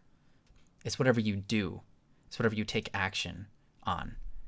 Yeah, coming up with those thoughts is good, but you want to be proud of yourself. So yeah, anyways, lots of random things that I just threw out there, and I hope some of that helps. I'm going to throw it over to Joe and throw it over to Joe's court and let him dribble that ball and then shoot, make a basket, and score in your heart. 3-pointer, whatever kind of analogy that was. Yeah. So transition from mine to basketball back to Joe talking about the same thing. I do have to mention, about Ryan was talking about, just because you have thoughts doesn't mean you have to act on them. I had this moment the other day. So my wife's sick, right? She has bronchitis and pneumonia. Something that's what they're treating her for that. So she couldn't work a couple days. She works at the school where my kids go to school at. So I had to go pick them up from school and everything, right? And I'm sitting there in the van, and I picked them up, and we're sitting there waiting, and there's just all this mess of people all over the place. And like in my mind, I was like, in my head, I went all Grand Theft Auto for a minute. And I was just like, what would it be like to just like drive over? I'm like, that is so horrible. Why did I think that? Oh Like, my gosh. Yeah, I'm glad you didn't. right, it's crazy. But at any rate, so obviously I did not do that, and I would never say that would be a good idea. But the thought came through my mind is like, what would that be like? Just like, oh my gosh, It'd be that'd be terrible. horrible. That'd be so horrible. Like, and we play video games and we think it's funny in the video games, but but at any rate, probably because it's not actually hurting people. Yeah, it's not. Yeah. But Sophia actually said, she's taken the personality test. So, you were talking about personalities before. And you were talking, and in your post, Sophia, you were talking about being born with a personality. Yes, we're somewhat born with certain tendencies in certain directions, right? But I have seen people kind of shore up weaknesses and build, and build their strengths, and some of the things that are really like hard line personality traits, they've learned to temper those a little bit and bring them down so they're not quite so harsh, glaringly out there. But she did say she's 0% choleric, and that's the hard driving, loudmouth, blowhard, often wrong, never in doubt person. Which has its good sides too, but absolutely super important. Yeah, they're the ones who get things done. Yeah, and there's society, we depend on them. Yes, I have a very few points of choleric, and when I harness those, I'm unstoppable for like 10 minutes. Yeah, until they're gone. I feel you, man.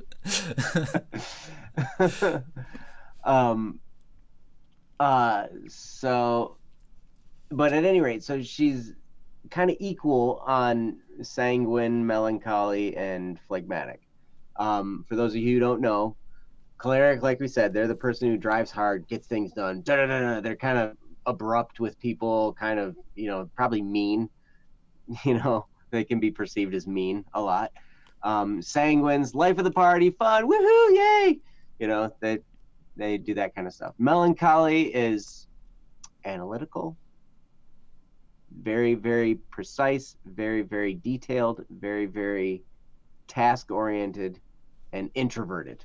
I don't like to be around people. And then phlegmatic, yes, that's me. Like, that's me mostly. Phlegmatic, they're the perfect buffer zone. They're you can punch them all you want. And they're like, hey, that's like, okay. Hey, we can get along. I'm okay. You're okay. That's okay. We're all okay. And they're like, hey, it's good. So and that's me. Yeah, that's Ryan. He's such a great friend. And I looked at that, like, I'll tell you what is amazing. I look back at the friends I had in high school because I was super melancholy, right? Super detailed. I've offended people with my detailedness, and I look back and pretty much all of my close friends when I was in high school were phlegmatic. Mm-hmm. Because they're the only people who could stand me. Yes, all of that is like my entire friend group were the people that no one else could stand to be around, and I'm like, I was the phlegmatic. That's funny. You were the guy who was the friend to all the people who couldn't get friends. Yes. Yes. And you know what? I don't regret it one bit. It was awesome. It was awesome. But at any rate, that was how that was. And so Sophia, with all these things, your worldviews have been shaken by certain people in your life, family members, it looks like, and you're at this point where it's like, who am I? What am I supposed to do? What am I doing? Can I be this person? Can I be that person? The answer is yes. You can be anybody you choose to be. I've seen that in the chat a few times. Ryan touched on it as well. So you can be anything you decide to be. You can read the Personality Plus book. It sounds to me like you've taken the test from it to determine your personality style. One of the things that book's great at is it's really good at, teaching you how to adopt traits from different personalities and how to tone down other ones.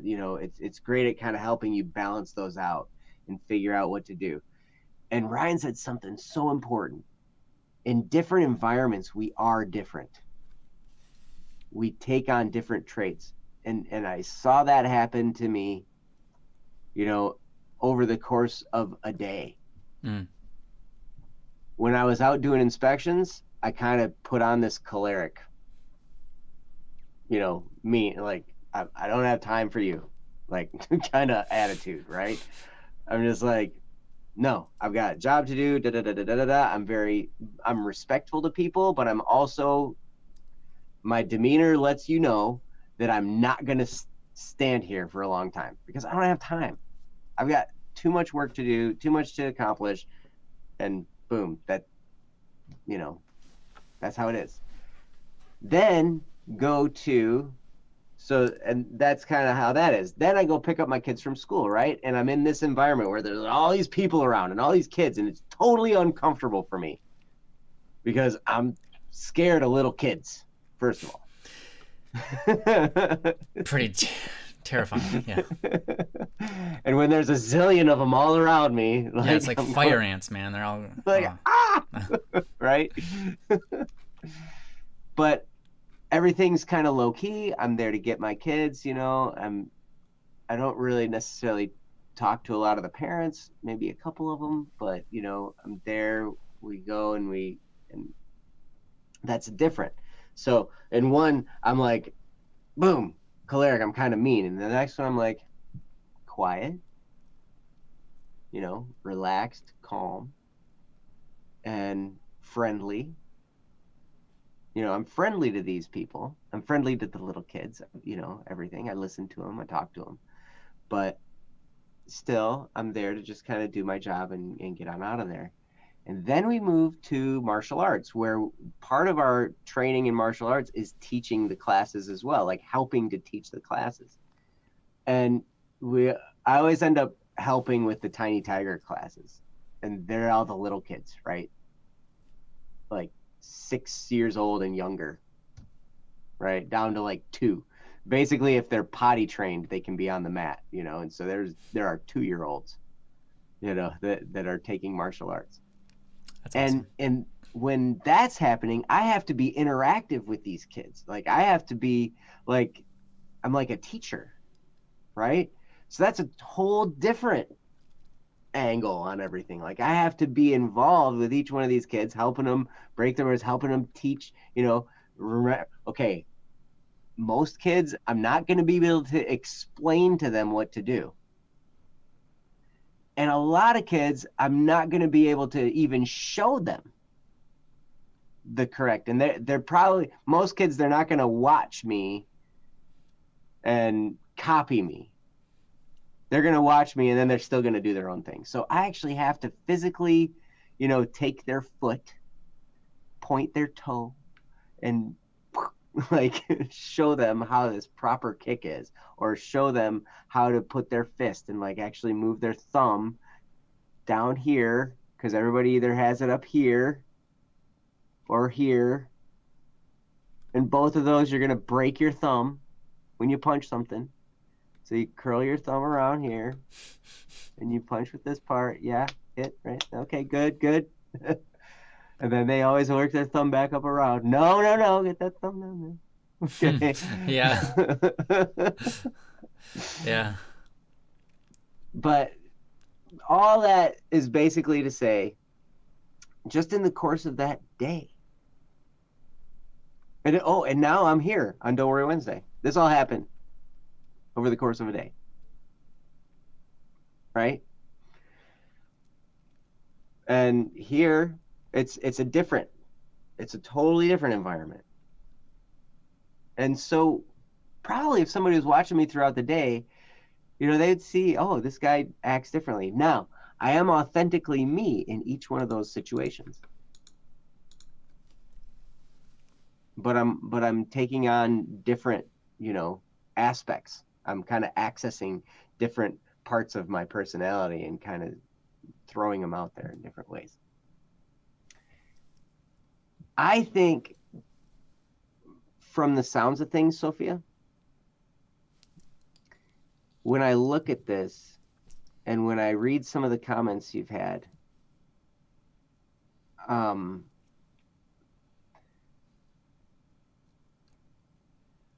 you mentioned in one of your comments earlier that people say that you have this over explanation, like you'll talk too much and you'll over explain things, and people kind of poke fun about it or whatever, and I understand. I understand that can be hard. And one of the things that I think, correct me if I'm wrong on this, but one of the things that that causes people to do, I know it causes me to do and that is to second guess myself, and like to just be very self-conscious about everything, and to always be thinking, oh my gosh, am I going to do it wrong? Am I going to do it wrong? I hope I don't do it wrong. I hope I get it right this time. I really hope I can get it right.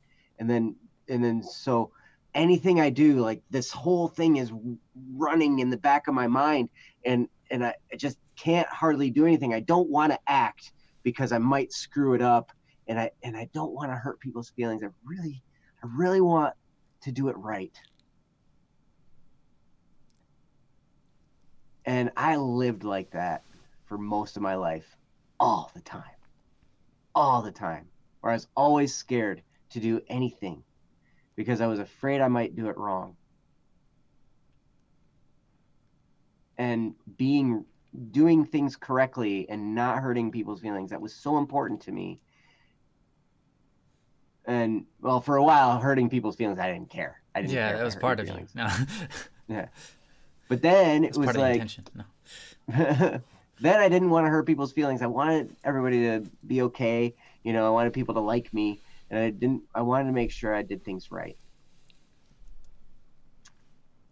And I heard this talk by this guy. I totally forget his name, but he wrote the DISC, the letter DISC, the DISC method of personalities. I forget his name, and I know once I see it, once somebody looks it up and puts it on there, I'm gonna kick myself because I'm gonna be like, oh yeah, that was his name. But he did something where he was like, he was talking about these personalities, and he said a lot of people that in this melancholy high C personality, cautious, personality, they're always self-conscious about doing things wrong, and everything like that. I'm like, that's totally me. I live like that. That's my life. I want to get things right. I want to do it right. I want to figure out what I'm supposed to do so I can do the right thing. And he was like, I'm a high I, which is the sanguine. That was him. He's like, when I screw something up, I'm just like, oh, well. Yep. Whoops. Who cares? Like, yeah. I'm going to mess things up. And so finally, I was like, what? That blew my mind. Because I'm like, you can be okay with messing things up. Yes, you can. It's okay. These mistakes that you've made, Sophia, it's okay. This is all part of the process. Mm-hmm. It's all part of the process of becoming who you're going to be. You're going to mess things up, and it's okay. So now, I expect it out of myself. I'm going to mess it up today. I promise I'm going to. Let's see how I mess it up today. And it's not a discouraging thing. It's like a growth thing to me. I'm like, hey, because that's how we grow. In school, we're taught, hey, study, and then take the test and see how you do. In real life, you get the test first, you screw it up, and then you learn from your mess ups. You learn from all the red ink that you get scribbled on your real life tests, you know. and it's okay. So one of the things, Ryan can attest to this, he's told me this so many times, and he's mentioned it on the stream before, and it's with singing. This all can be, there's a great example in singing here. If you spend your time singing where all you're doing is you're thinking about the notes and you're thinking about doing the right, hitting the right pitches and doing the right tempo and doing the right rhythm and getting everything precise. If that's all you're thinking about, if that's what your mind is consumed with when you're singing, your performance isn't going to be that great. It'll be okay. You might hit every note just right. But your performance, meh. But when you let go of all that and you don't care if you mess it up and you just free yourself and just throw yourself at it and just put it out there and throw your heart into it, that performance is golden. And you'll probably hit a bunch of wrong notes. And you'll probably be too close to the microphone once in a while, and you'll have to tone it back down. And you'll probably be too far away from the microphone, and you'll have to add compressors and do all kinds of stuff to it, you know. But the performance is what's going to capture the hearts of the people that listen to it. Not that you did everything technically right. And you can put that in your interactions with other people. You can take that same principle and just be, you know what? It's going to be okay. If you mess up, it's okay. Just be present here with others. And the more, like right now, it's hard because you're doing this introspection, and it's important to do that. But the more time you spend thinking about others and not what they're thinking of you, but how they're thinking about themselves, how their day is going, the more time you can spend thinking about how can I serve these other people? How can I make their lives better? You know, what can I do to help the people around me? The more you think about that, the more all the negative voice that's pecking at your brain, that will quiet down a lot. And you'll be able to relax and be present with others. Now I've spoken a long time. I'm going to turn it over to Ryan because I've talked longer than he did, and he said he talked for a long time. I don't know if that's true, but I didn't feel like it. So thank you. Thank you so much for this, Rosie. And it's awesome to see you commenting in chat and reading everybody's stuff and how you're interacting with them. You're seriously an incredible person. I love just watching you write. You have so much heart in everything you say. So I love that about you. So yeah, I don't really have anything I want to add, but it is about time we start wrapping things up. So yeah, thank you again for sharing this with us, and things are going to go well. Just, it's okay to focus on yourself, and it's okay to make mistakes. You know, it really is. Life goes on, and the mistakes often make us stronger. We can turn our mistakes into, I mean, raisins. Raisins are a great mistake. I like raisins. A lot of dried fruit is a mistake. Cheese was a mistake. Yeah, it's great though. It's a great mistake. Love cheese. Yeah. I mean, yogurt was a mistake. The yogurt's awesome. I mean, bread. I'm sorry, but there's no way that was. And penicillin, which is a drug that cures people, all sorts of different stuff. Oh my gosh, yeah, mistake. A lot of drugs and stuff or chemicals that help our bodies recover from things, and all of this. I mean, mistakes can be good things. Cornflakes. Cornflakes is a mistake. I don't know why, but that was hilarious. Okay, cornflakes. It caught me off guard. Coffee. First dude to milk a cow. What were you thinking? Yeah. What were you doing? What are you doing? I just I thought this was cool. I was like, look at all the white stuff coming out of the udder into the bucket. Sticky notes. Oh, sticky notes? Wow. Okay. Yeah. Um. All things created by accident. Mm-hmm. Yeah. No, that's amazing. Yeah. But at any rate, one thing, Sophia, I wanted to tell you. You said you've been labeled these different terms. Those labels aren't who you are. I don't know if you know that. I know it's tough when people label us different things, and when we live in a world where we try to label everything, we try to categorize everything. You are you. You're uniquely you. And any label that any person gives you, you can change it. You can take that label off and become something different. You are never, ever, ever a slave to a label, because you can change. Every single one of us has that ability to change. And your circumstances are going to change, your life's going to change, times are going to change, your face is going to change. Everything's going to change. You're going to get wrinkles. Like that. That was amazing. How's You're that? Gonna get these ones here. That's incredible. Yeah. I like those ones. Yeah. Those are ones that you say, and then you're gonna get bags in here that say, "Hey, you don't sleep enough." Oh, the bags are crucial to a good. It shows you work hard. You know, like, wow, you are a hardworking person. Yeah. You can tell from the conviction in my eyelids and the way that they droop. No. Yep. So we change. Sophia says, how do I know which labels are true and which aren't? Because when I ask more people, I get more labels. They might all be true at a certain point in time from their perspective.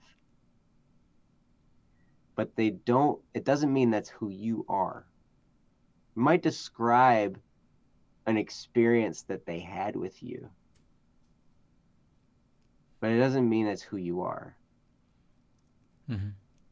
And sometimes when somebody labels us something, it's a good thing because it points out something where we realize, hey, that's an area I need to change in. That's an area I need to get better at. And it can be anything that you look at can be a discouragement and like, oh my gosh, I'm so terrible. Or it can be a positive. It can be, hey, now I know what to work on. Mm-hmm. And there are resources out there to help with that. Yep. I remember I had to do that, and I think pretty much anybody who's done that turns out a better person in the end. Like, being aware of how other people see you and going, okay, how do I do better at that? That's changing something that could be conceived as a negative thing and turning it directly into a super positive thing. And so, yeah, I would definitely encourage you to do that. But yeah. Mm-hmm. And Haley, yes, you are absolutely right. Most of the time, labels are just opinions. It's true. Yep. You heard, everybody's got an opinion, man. I am not in control of I'm not the host, so I can't shut this down. But you're the producer, though. You can. I am the producer. You got your finger on the button. No, I don't. My finger's right here. Oh.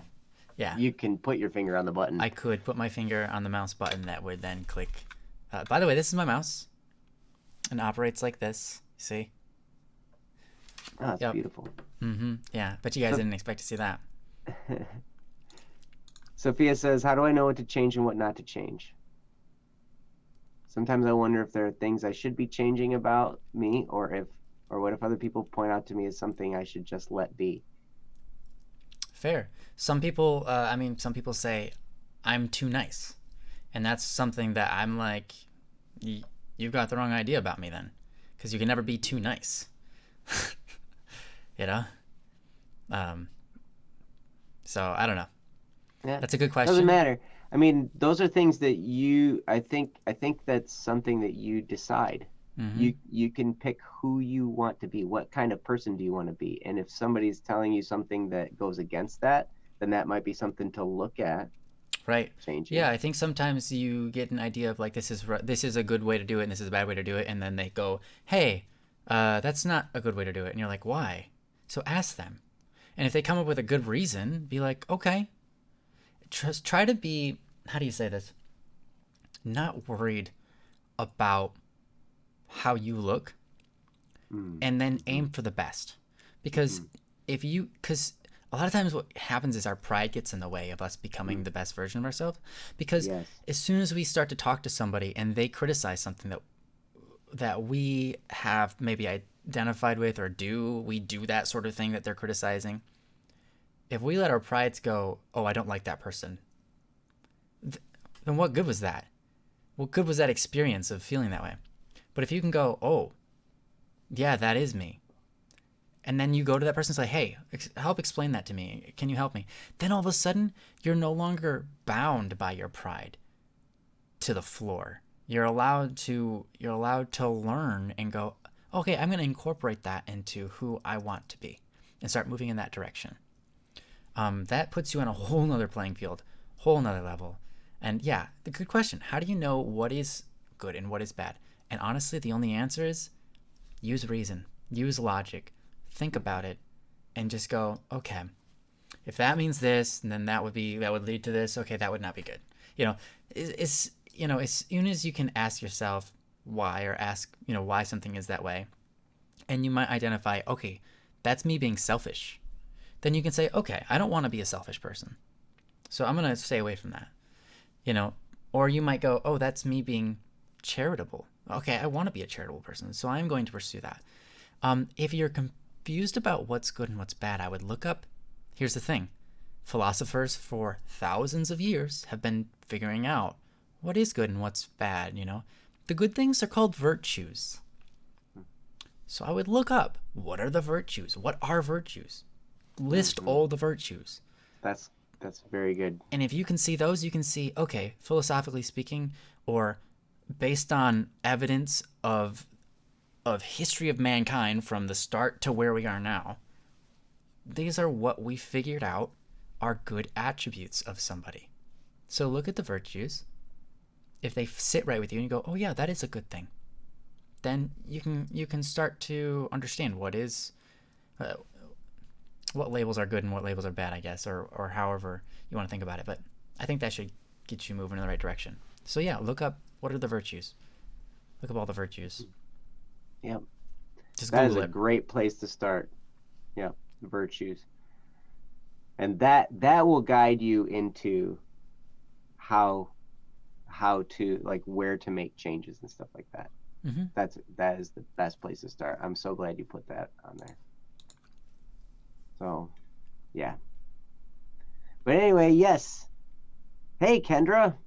Hey. Welcome to the end. We're just wrapping up here. But yeah. Wow. What a great show. You guys in the chat, it has been so active. Like, you guys. Yeah. You guys have been so helpful to everybody who was asking questions, and when Ryan was talking, I was half listening to him and half watching everything that you guys were. Yeah, I was going to say that to you. Because it was so good. I was like, oh my gosh, look at all that. And yeah, you guys, it's been an amazing show. Akil, that's great. I'm so glad that Ryan figured out how to get us live tonight, because he did this. I'm glad that we were able to go on today, because it was great. Great time. Yep. So, wow. Thank you guys for being here. We'll be doing next Wednesday. I'm not exactly sure what the future is going to hold for this month, because Christmas Day and New Year's Day are both Wednesdays this year. Ooh, they should change that.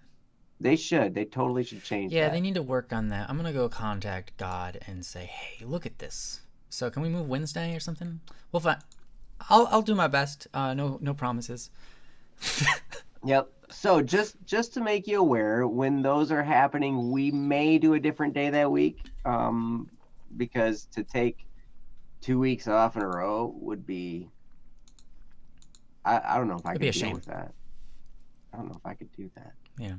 I have to see, but I'm sure that I know that on Christmas Day I will not be available. So, and probably Christmas Eve either. but at any rate, that's a couple weeks out. But I just wanted to kind of Give a heads up. Yeah. yeah.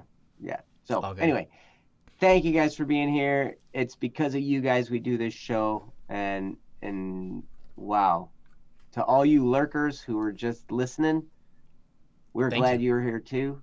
And anytime you feel like joining in the chat, you just jump right in, anytime, but no pressure, except Yep. maybe a little. No, just kidding. Just a tiny bit of But pressure. anyway, thank you guys again for being here. Thanks again to Princess for handling the chat room. She's awesome. Thanks again for Ryan for putting this together. Our prayers and our thoughts are with Jesse, who is sick right now, and that's why the show looks different. Our illustrious producer is ill, so he's just the ill part of the illustrious. Illustrious. Oh, okay. But thank you guys so much for being here, and we'll see you next Wednesday. Yep. Right here on Don't Worry Wednesday. Peace. Love you guys. We'll see you next time. It'll be great. Yep. Bye-bye. Bye. You know, I got the power of the button, so you do. I can press this one and it's whenever good.